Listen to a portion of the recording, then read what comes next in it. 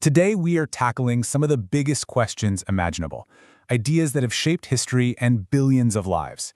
We're going to explore a powerful framework for understanding who we are, what went wrong with the world, and how we can be made whole again. Let's dive in.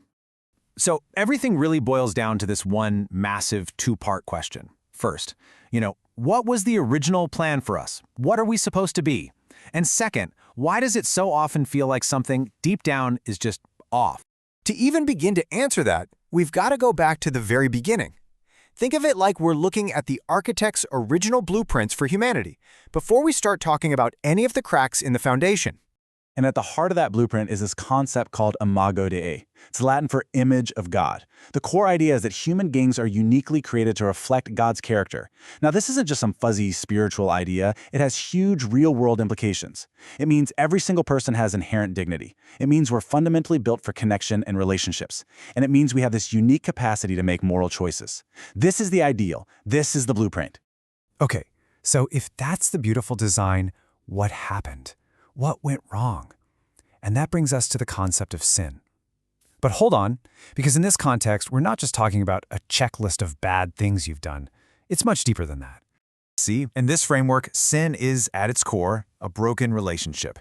And look at how it affects everything. It's a four-way fracture. It breaks our connection with God, our relationship with our own selves, how we relate to other people, and even our relationship with the world around us. And the key here is that it's seen as a universal problem affecting all of us. The issue isn't just about what we do, it's about an internal relational breakdown. So if the problem is a broken relationship, then the solution has to be a process of fixing that relationship, right? A restoration. And this is where the idea of grace comes in. It's not a magic wand. It's presented as a journey. This journey of grace is often broken down into 3 stages that follow a pretty logical order. It kicks off with a kind of awakening, moves into a moment of being saved or put right, and then continues with a whole life process of being changed from the inside out. So let's put some names to those stages. First up is Prevenient grace. Think of it as that initial tug on your heart that pulls you towards God. Then comes Justifying grace, the moment where you're forgiven, made right. And finally, there's Sanctifying grace, which is the long-term, ongoing process of transformation. Each one builds on the last, creating a complete journey back to wholeness. All right, so that's the what, a 3-stage journey of grace. But this opens up a massive question that theologians have debated for centuries: the how. How does this whole thing actually work? Is it all on God's shoulders, or do we have a role to play? This is where we get into 2 major competing perspectives on salvation. The first way of looking at it is the Calvinist, or Reformed view, and this quote just cuts right to the chase. The main point here is God's complete control, His sovereignty. In this view, God is the one who determines everything about salvation. A person's response isn't what causes God to act, it's the guaranteed result of God's choice. This view is built on a few really important ideas. Total depravity says that because of sin, we're literally unable to choose God on our own. Unconditional election means God's choice to save people isn't based on anything they might do. Irresistible grace means that if God calls you, you can't ultimately say no. And finally, perseverance of the saints says that anyone chosen by God is guaranteed to make it to the end. You can see it's a completely God-driven system.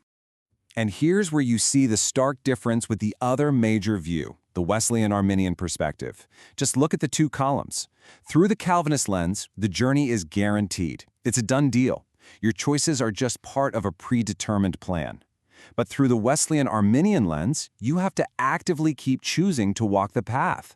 Your perseverance isn't guaranteed. It depends on your ongoing cooperation with God's grace. Okay, I know. These are some deep, heavy concepts. So to make the real-world difference between these 2 views totally clear, let's use a simple analogy. Imagine the spiritual life is like climbing a huge mountain. From the Calvinist point of view, if God has decided you're climbing that mountain, you are getting to the top, period. He'll push you when you get tired, drag you when you want to quit, and carry you if He has to. Your arrival at the summit is absolutely guaranteed by His power alone. Now, from the Wesleyan-Arminian perspective, God doesn't force you up the mountain. Instead, He equips you for the climb. He gives you a map, His word, He gives you strength through His grace, and He gives you fellow climbers to help you along the way. But, and this is the huge difference, it's up to you to use those gifts and to make the choice, step after step, to keep walking. And that mountain climb really brings us right to the heart of this whole debate. And it's all summed up in this one question. Does God's grace completely override human choice? Is our response a real free decision? Or is it just the playing out of a script that's already been written? And that leads us to one final thing to think about. When you consider this entire journey, from that first little nudge to that moment of rescue to the lifelong process of change, you have to wonder, is salvation best thought of as a single decisive moment in time? Or is it really a lifelong process of becoming? Or maybe, just maybe, it's somehow both. It's a question that gets right to the core of what it means to be on this path.